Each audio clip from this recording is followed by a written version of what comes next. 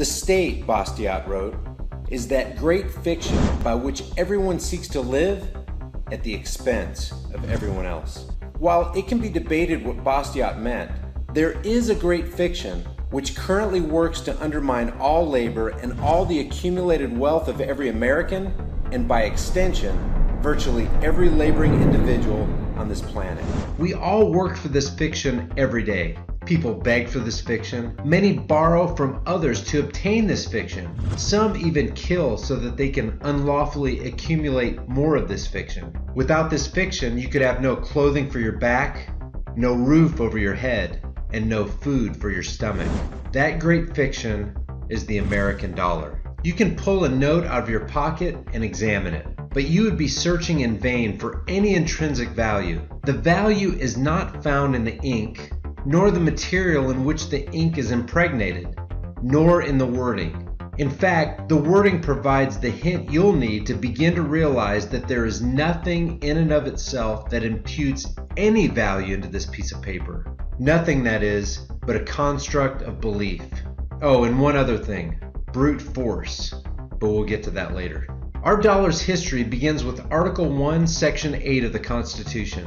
It states that Congress shall have the power to coin money, regulate the value thereof, and fix the standards of weights and measures. In 1792, the Coinage Act was passed, establishing a mint and regulating the coins of the United States. This law created and defined America's money. It called for a coin called the dollar, to contain about 3/4 of an ounce of silver. It also called for a half dollar, quarter, dime, and half dime, all made of silver. It called for a coin called an eagle, each worth $10 and containing a half an ounce of gold. It also called for a half eagle and a quarter eagle, all made of gold. Each coin, according to this act, would bear an impression of liberty, the word liberty, and the year of coinage. The reverse side shall have an impression of an eagle with the inscription United States of America. So the definition of money was a silver coin of the United States of the value of 1/10 of an eagle, or $1.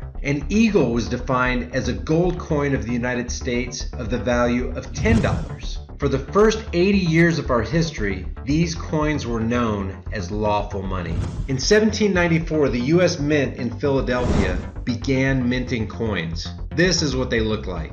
They were strictly composed of either gold or silver, painstakingly fashioned to the proper weight. So strict was the standard on weights and measures, and so serious was the language of the U.S. Coinage Act, that Section 19 invoked the death penalty for anyone caught debasing the nation's money. Article 1, Section 10 of the Constitution states, "No state shall coin money, emit bills of credit, make anything but gold and silver coin a tender of payment of debts." Emit bills of credit equates to the issuance of unbacked paper promissory notes as money. America's entire economy was anchored to gold and silver by requiring the states to tender all payments in these coins. Some leaders today, however, claim that gold is not money. Do you think gold is money?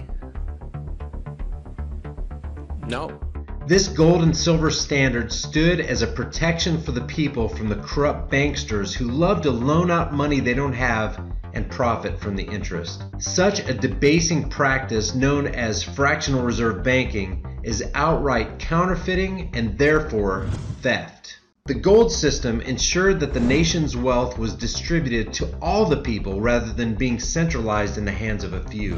It constrained governments from issuing unbacked notes of debt, which is what the Federal Reserve note is today. In fact, many, including Benjamin Franklin, held that a dishonest money system was a main reason for the Revolutionary War. He wrote, "The refusal of King George III to allow the colonies to operate an honest money system which freed the ordinary man from the clutches of the money manipulators was probably the prime cause of the Revolution." Two central banks materialized in early America in order to manipulate the nation's money supply. The first Bank of the United States was established in 1791. In spite of opposition from people like Thomas Jefferson, who argued against its constitutionality, the first bank's charter was revoked by James Madison.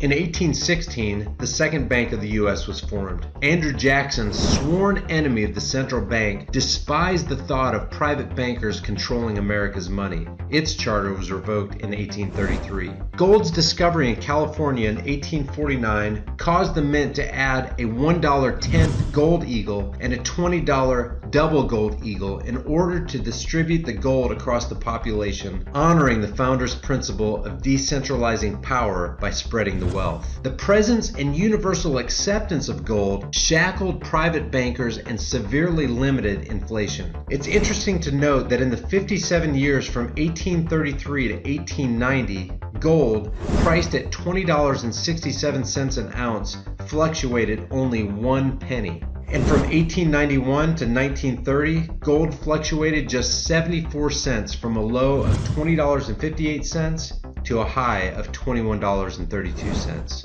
In 1861, individual rights trampling President Abraham Lincoln financed the War of Northern Aggression by printing unbacked paper money, an act that debased America's money and, according to the Coinage Act of 1792, placed him under penalty of death.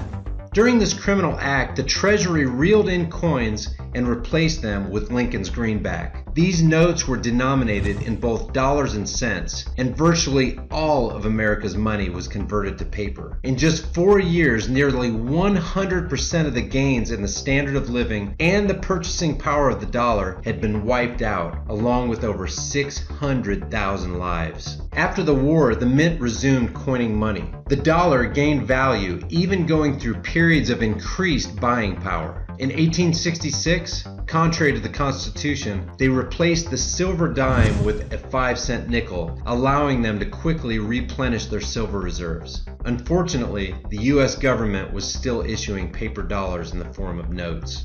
Here, an 1878 $20 note reads, "This note is legal tender at its face value for all debts, public and private, except duties on imports and interest on the public debt." In other words, neither foreign nations nor the international bankers who finance them would accept this as money. Because it wasn't money. It was a note, a loan, an IOU. It was debt. The creators of this debt are saying, you can use it as money among yourselves, but don't try to pay us with it. All money created out of thin air is debt. They expect you to accept that debt as a fair trade for your labor, while they reject that debt for themselves. In the 1880s, the Treasury began issuing a new kind of paper money called silver and gold certificates.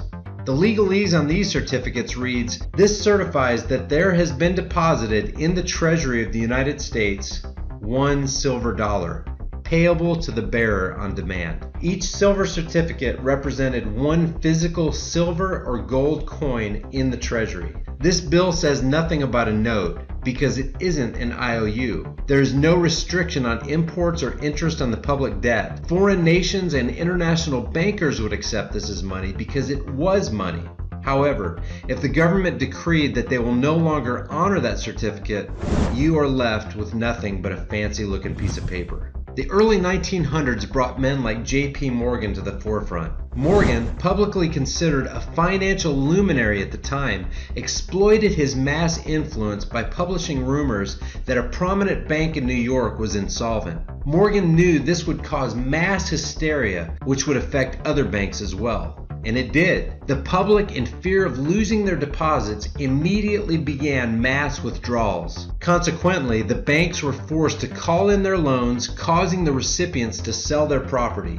Thus, a spiral of bankruptcies, repossessions, and turmoil emerged. Frederick Allen of Life magazine would later write, "The Morgan interests took advantage to precipitate the panic of 1907, guiding it shrewdly as it progressed." The 1907 financial crisis that caused the New York Stock Exchange to lose 50% from the previous year prompted the people to beg the government to break the grip of the money trust. This paved the way for Morgan and his allies to step in with the solution to the problem they created. And on December 23, 1913, the Federal Reserve was born. The Federal Reserve, a cartel of international banking counterfeiters and money manipulators, began printing Federal Reserve notes, a government-sanctioned banknote. This note, like the greenbacks which preceded it, was a demand note. It was redeemable for gold, but only in Washington or at a member bank. If you lived far away, it was highly unlikely that you would redeem this paper for the precious metal. The note itself admits that it is not lawful money. Something that can be exchanged for lawful money is not lawful money itself. 19 years after the Fed's creation, FDR, another counterfeit-enabling president, also subject to the criminal penalty of death according to the Coinage Act of 1792, demonetized gold, ending the production of gold coins, certificates, and silver dollars in order to stimulate the economy. He allowed the Fed to print notes that were not redeemable for lawful money. 1 year later, in April of 1933, FDR issued Executive Order 6102, requiring all persons under the threat of $10,000 fine and up to 10 years in prison or both to deliver on or before May 1st, 1933, their gold coins, bullion, and gold certificates to the Federal Reserve in exchange for $20.67 in Federal Reserve paper. After the confiscation of gold and the criminalization of those holding it, gold was raised 60% to $35 an ounce, resulting in an immediate loss for those who had surrendered the precious metal. America's leaders had stolen the labor and true wealth of her citizens and replaced it with worthless paper. 11 years later, in 1944, while World War II continued to rage, 730 delegates from all 44 Allied nations gathered at Mount Washington Hotel in Bretton Woods, New Hampshire, to establish rules for commercial and financial relations among the world's industrial states. Because of the economic and physical devastation inflicted on virtually every country involved in the war, and because the U.S. emerged from that conflict as an economic and military powerhouse in possession of an estimated 50% of the world's known gold, the Bretton Woods Agreement replaced the British pound and established the US dollar as the world's reserve currency. This meant that international commodities were priced in dollars. The agreement, which gave the US an incredible financial advantage, was made under the condition that those dollars would remain redeemable for gold at a consistent rate of $35 per ounce. But with the unrestricted, unregulated, 30-year-old Federal Reserve fox watching over the gold-filled henhouse, and its greedy fingers itching to print more notes, those nations would soon discover that entrusting your nation's wealth to a nation that had already ripped off its own citizens was a financially destructive act. 1945 brought an end to the war, revealing two of the planet's undisputed superpowers, the United States and Russia. This began 4 decades of sustained political and military tensions, including the ever-looming threat of mutual nuclear destruction. The Cold War had begun. America, after Bretton Woods, entered a time of great economic recovery and prosperity, such that in the 18 years between 1946 and 1964, Americans were busy adding 78 million baby-booming children to the population. However, as prosperous and financially beneficial as Bretton Woods was to Americans, it had a major flaw.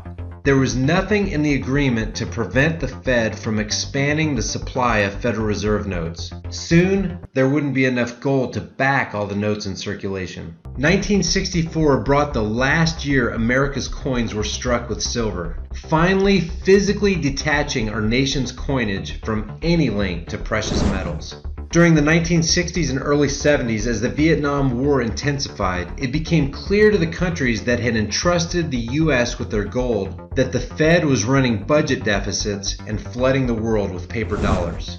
The French, under Charles de Gaulle, became suspicious that the U.S. would be unable to honor its Bretton Woods obligations to redeem their excess dollars in gold, and as the French exchanged surplus dollars for gold, the U.S. Treasury's gold stock declined alarmingly. Rather than use his presidential powers to eliminate the counterfeiting bankers, return the U.S. to a sound money system, and honor their Bretton Woods Agreement, Nixon chose a different course on August 15, 1971. I have directed the Secretary of the Treasury to take the action necessary to defend the dollar against the speculators. I have directed Secretary Connally to suspend temporarily the convertibility of the dollar into gold or other reserve assets, except in amounts and conditions determined to be in the interest of monetary stability and in the best interest of the United States. Defend the dollar against the speculators sounds similar to the 1907 break the grip of the money trust mantra that led to the creation and scourge of the Federal Reserve. Nixon's decree closed the gold window, unilaterally ending the Bretton Woods Agreement and robbing every nation that trusted us. As a seemingly unrelated side note, the details of which rest beyond the scope of this video, Nixon, 59 days prior to his announcement of global theft, officially initiated the war on drugs. This effectively gave rise to national crime, empowered drug cartels, and created a government monopoly and financial windfall through covert, governmentally controlled drug trafficking and sales. In 1973, Nixon struck a deal with King Faisal of Saudi Arabia to only accept US dollars as payment for oil and to invest any excess profits in US Treasury bonds, notes, and bills. Military protection of Saudi oil fields would, in return, be supplied by the U.S. By 1975, the same offer was extended to every member of OPEC, who also agreed to only sell their oil in U.S. dollars. This detachment of the U.S. dollar from gold and its connection to foreign oil forced every importing nation in the world to start maintaining a constant supply of Federal Reserve paper. In order to obtain that paper, they would have to sell real physical goods to America. Every nation needs a robust economy in order to survive. And since you can't get oil unless you purchase dollars, the powers that be who run the US have ensured that there is a constant demand for those dollars. While the demand remains for dollars, the dollar will hold its value, even while the Fed continues to print and type them into existence. This is the origin of the petrodollar system. Worthless paper went out, everything America wanted came in, and the US got very rich as a result. So the members of OPEC were kept in power by the US, while the exporter nations amassed great wealth and banked their dollars at the Federal Reserve in the United States.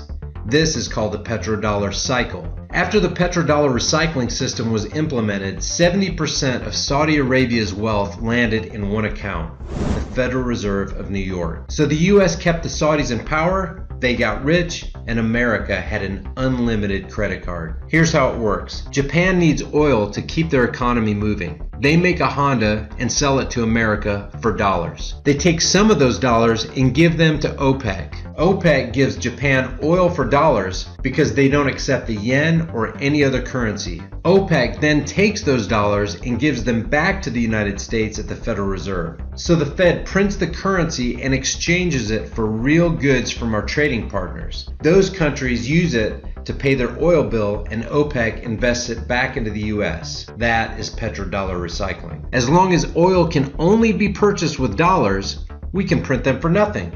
America has its very own money tree. In the 16 years between 1975 and 1991, the US used their oil-backed currency to outspend all other nations in order to amass the most powerful weaponry and military in world history. The Soviet Union never had a chance. With the collapse of the communist bloc and the end of the Cold War in 1991, as well as America's emergence as the undisputed world superpower, many believed that a new era of peace and stability had begun. But the powers that be had other ideas. Within that same year, the US invaded Iraq in the First Gulf War, crushing the Iraqi military, destroying its infrastructure, and imposing crippling sanctions which continued for the next decade throughout H.W. Bush and Clinton's administration, resulting in the deaths of more than 500,000 children. Clinton's administration was fully aware of these deaths.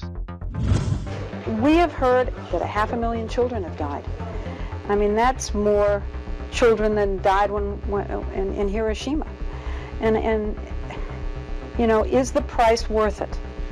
I think this is a very hard choice, but we think the price is worth it. So the two pillars that underpin American supremacy are the dollar as the world reserve currency, which is backed by the second pillar, the awesome might of the United States military. If the dollar loses its status as the world's reserve currency, there will be no more funding for the empire we've built around the globe. and an unfunded military becomes an impotent military. If that supremacy relies on other nations holding dollars for oil, then any nation which challenges that arrangement becomes the target of American discipline through acts of war like sanctions or direct military engagement. In November of 2000, Saddam Hussein became the challenger of that arrangement by announcing that he would begin trading oil for euros. From 2001 to the beginning of the war, Iraq exported about 3.3 billion barrels of oil. The US bought 2.5 billion of those barrels but had to pay in euros. The petrodollar system was under threat.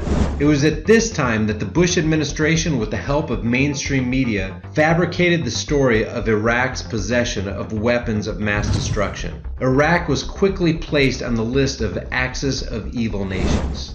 States like these and their terrorist allies constitute an axis of evil.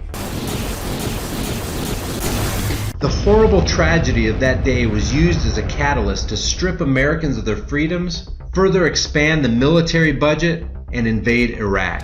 Once the US had control in Iraq, oil sales were immediately switched back to the dollar, costing the Iraqis 17% of their profits due to the euro's higher value. This pattern of petrodollar protection was replayed when, in Libya, Gaddafi was in the process of organizing a bloc of African countries to create a gold-based currency called the dinar, with the intent of replacing the dollar in that region. In 2011, US and NATO forces destabilized and toppled the Libyan government, executing Gaddafi in the process and immediately setting up the Libyan central bank. Those who control the US understand that even if a few countries begin to sell their oil in another currency, it will set up a chain reaction and the dollar will collapse. They understand that there is nothing else holding up the value of the dollar at this point, and so does the rest of the world. And it is the brute force of the United States military that is deployed to crush each and every resistant state in the Middle East and Africa. China and Russia have made it crystal clear that they will not tolerate an attack on Iran or Syria. If Iran, their key oil-producing ally, fails, they will be unable to escape the dollar without setting off a global conflict. And since it is America who has chosen to rob other nations with their petrodollar scheme, at whom do you think other nations will be angry for burdening them with so much forced debt? The dollars in your pocket represent the labor at which you worked in order to obtain them. But those dollars are dead, generated by a warmongering cabal of elite international banking criminals who have managed to pull off the greatest heist in human history. We are all in this together. We have been enslaved, and it's up to us to work on creating solutions to free ourselves from the taskmasters who have fashioned our chains.